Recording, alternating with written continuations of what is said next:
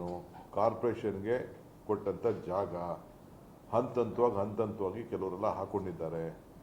ಕೆಲವರು ದುಡ್ಡು ಕಲೆಕ್ಟ್ ಮಾಡಿಬಿಟ್ಟು ಹಾಕಿದ್ದಾರೆ ಅನ್ನೋ ಮಾಹಿತಿ ಕೂಡ ನಮಗಿದೆ. ಅವ್ರ ಮೇಲೆ ಕಾನೂನು ರೀತಿ ಕ್ರಮ ನಮ್ಮ ಅಧಿಕಾರಿಗಳು ಐಡೆಂಟಿಫೈ ಮಾಡಿ ಅವ್ರ ಮೇಲೆ ಕ್ರಮ ಕೈಗೊಳ್ತಾರೆ. ಕೆಲವು ದಾಖಲೆಗಳು ಕೂಡ ತಿರ್ಚಿದ್ದಾರೆ ಅಂತ ಕೂಡ ನಮಗೆ ಮಾಹಿತಿ ಕೊಟ್ಟಿದ್ದಾರೆ. ಆದರೆ ಮಾನವೀಯತೆ ದೃಷ್ಟಿಯಿಂದ ಮುಖ್ಯಮಂತ್ರಿಗಳ 1 lakh ಹೌಸಿಂಗ್ ಸ್ಕೀಮ್ ಇದೆ. ನಮ್ಮ ಜಮೀರ್ ಅವ್ರಿಗೆ ಜವಾಬ್ದಾರಿಯನ್ನು ನಾವು ವಹಿಸಿದ್ದೀವಿ. BBMPಯಿಂದ 5 ಲಕ್ಷ ರೂಪಾಯಿ ನಾವು ಅವ್ರಿಗೆ ಪ್ರತಿಯೊಬ್ಬರಿಗೂ ಯಾರಿಗಿಲ್ಲ ಅದನ್ನು ಹುಡುಕಿ ಕೆಲವರೆಲ್ಲ ಸ್ಕೀಮ್ನಲ್ಲಿ ಕೆಲವ್ರಿಗೆ ಏನಾಗಿದೆ, ಕೆಲವು ಮನೆ ಇದ್ರೂ ಕೂಡ ಬಂದು ಕೆಲವು ಸೇರ್ಕೊಂಡಿರ್ತಾರೆ.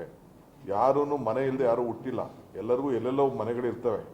ಉದ್ಯೋಗಕ್ಕೋಸ್ಕರ ಬೆಂಗಳೂರಿಗೆ ಬಂದು ಸೇರ್ಕೊಂಡಿರ್ತಾರೆ. ಕೆಲವರೆಲ್ಲ ಅಗ್ರಿಮೆಂಟ್ ಮಾಡ್ಕೊಂಡಿದ್ದಾರೆ, ಬಾಡಿಗೆ ಅಂತ ಅಂದ್ಬಿಟ್ಟು ಬಂದು ಸೇರ್ಕೊಂಡಿದ್ದಾರೆ.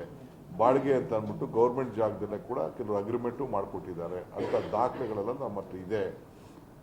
ಅದಕ್ಕೆ ಈಗಾಗಲೇ ನಮ್ಮ ಅಧಿಕಾರಿಗಳಿಗೆ ಪ್ರತಿಯೊಬ್ಬರಿಗೂ ಇಂಡಿವಿಜುವಲ್ ಕೇಸಸ್ ನೋಡ್ಕೊಳ್ಳಿ ಅಂತ ಹೇಳಿದ್ದೀವಿ. ಟೆಂಪ್ರರಿಯಾಗಿ ಅವ್ರಿಗೆ ಇರಲಿಕ್ಕೂ ಕೂಡ ಬೇರೆ ವ್ಯವಸ್ಥೆಯನ್ನು ಮಾಡಿಕೊಡೋಕ್ಕೆ ನಾವು ಸಜ್ಜಾಗಿದ್ದೀವಿ. ಊಟ ಕೊಡ್ತೀವಿ, ಜಾಗ ಕೊಡ್ತೀವಿ.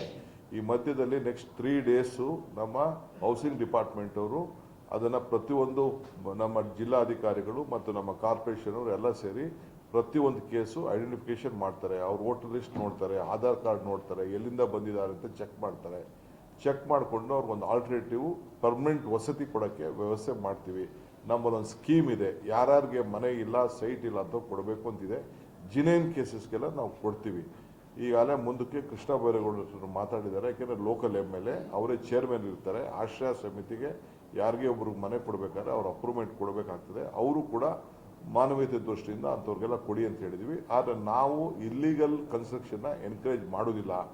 ಇಲ್ಲೀಗಲ್ ಎನ್ಕರೇಜ್ ಮಾಡಿದಂಥವ್ರಿಗೆ, ಇಲ್ಲೀಗಲ್ ಮಾಡಿದಂಥವ್ರಿಗೆ ಕಾನೂನು ರೀತಿ ಕ್ರಮ ಕೈಗೊಳ್ಳಕ್ಕೆ ಈಗಾಗಲೇ ಮುಖ್ಯಮಂತ್ರಿಗಳು ಆದೇಶವನ್ನು ಅಧಿಕಾರಿಗಳಿಗೆ ಕೊಟ್ಟಿದ್ದಾರೆ. ಯಾರಿಗೂ ನಿರ್ದಾಕ್ಷಿಣ್ಯವಾಗಿ ನಾವು ಎಂಟರ್ಟೈನ್ ಮಾಡಲ್ಲ.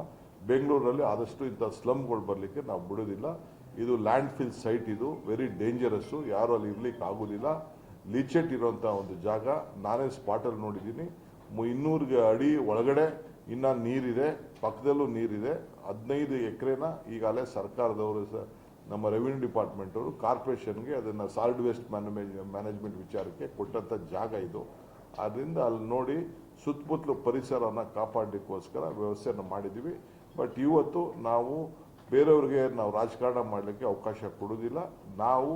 ನಮಗೆ ನಮ್ಮ ವರಿಷ್ಠ ನಾಯಕರು ಈ ರೀತಿ ಬರ್ತಾ ಇದೆ ನೋಡಿ ಅಂತೇಳಿ ನಮಗೆ ಸ್ವಲ್ಪ ಸಲಹೆಗಳನ್ನು ಕೊಟ್ಟಿದ್ದಾರೆ. ನೋಡಿ ಇದನ್ನು ರಾಜಕಾರಣ ಮಾಡ್ತಾ ಇದ್ದಾರೆ ಅಂತ. ಅದಕ್ಕೆ ಮುಖ್ಯಮಂತ್ರಿಗಳು ಇದು ಗಮನ ಹರಿಸಿ ಮುಂದಕ್ಕೆ ಇದನ್ನು ಯಾವ ರೀತಿ ಬರಬಾರ್ದು ಅನ್ನೋ ದೃಷ್ಟಿಯಿಂದ, ಮಾನವೀಯತೆ ದೃಷ್ಟಿಯಿಂದ ಅವ್ರಿಗೆಲ್ಲ ಒಳ್ಳೆ ಮನೆಗಳನ್ನು ಕೊಡಬೇಕು, ಯಾರಿಗಿಲ್ಲ ಅಂಥವ್ರು ಮಾತ್ರ ಕೊಡಬೇಕು ಅಂತ ತೀರ್ಮಾನ ಮಾಡಿದ್ದಾರೆ.